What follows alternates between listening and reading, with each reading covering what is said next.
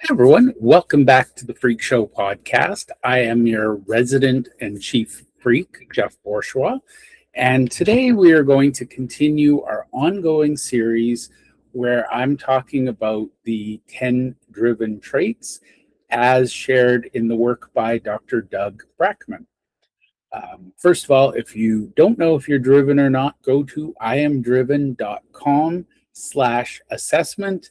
You will find out very quickly. And you will actually get a nice detailed report that talks about the 10 driven traits, and it will show you where you are driven and not. Now, you'll note I am talking to you on the assumption as if you are in fact driven.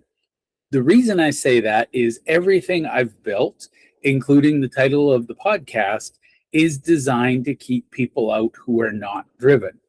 Now, that's not to say I'm excluding them because they're neurotypical. It's just that I am sharing some raw things, and I know that they're going to feel uncomfortable and not want to come in and participate. So if you're still here, welcome. You're one of us. Love to see you, love to meet you. And today I'm talking about one called horizoning. And before we get into the details, this one kicked my butt because it was always present. Now, Dr. Doug nicknamed this "the best is yet to come." My version is someday. Someday this will be better. Someday that'll be better. I'll be better when this happens. We're always looking to the future. So this is actually a genetic cause, and it's focusing on the future as a place that is better than today. So the future has unlimited possibilities. We just need to get through today. That makes it very exciting. There's so much potential. Now, horizoning can be applied to big long-term things, new inventions, how successful your company will be, what tropical island you plan on owning, whatever it is. Or it can be small things like, I can't wait for the weekend. I hate being at my desk. It'll be better when I get to the weekend.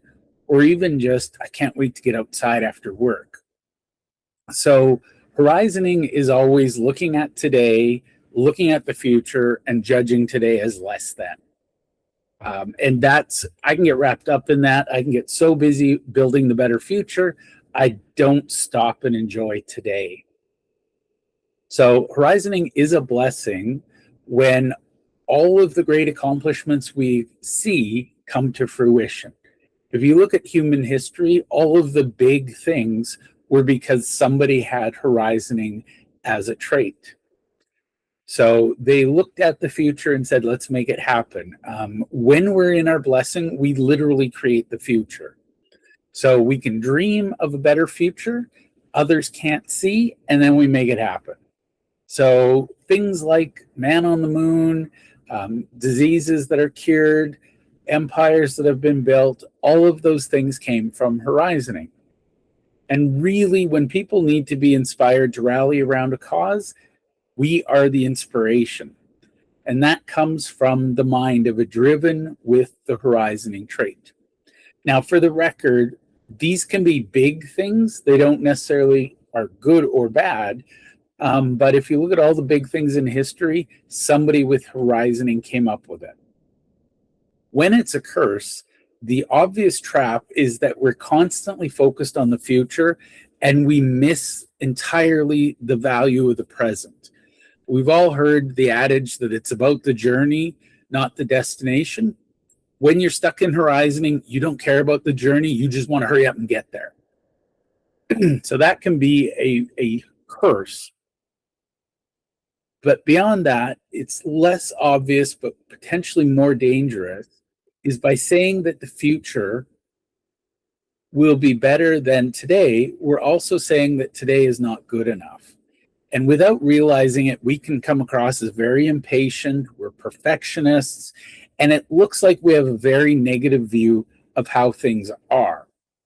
So I sort of have learned to look at it and say, today is good, and I will make tomorrow better, as opposed to today sucks, I can't wait to get to tomorrow.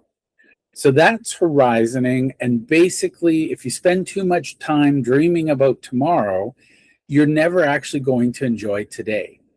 And that can be particularly dangerous because it can lead us to depression and anxiety. So thank you, and join me in the next one when we talk about intuitive sensing.